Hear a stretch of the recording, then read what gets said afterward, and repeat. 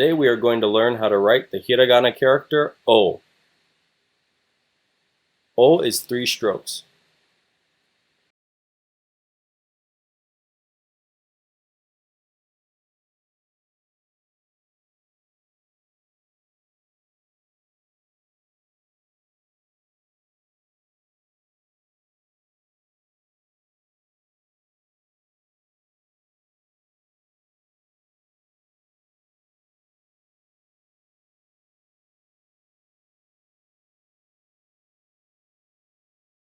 The first stroke is a diagonal line up and to the right with your brush pointed out to the left. The second stroke is one big long line with your brush pointed up to the top left, bringing it straight down. When you hit the bottom, bring your brush up to the diagonal left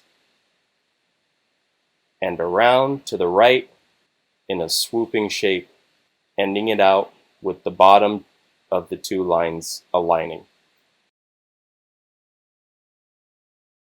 The third stroke, press your brush down and bring it down slightly to create third stroke.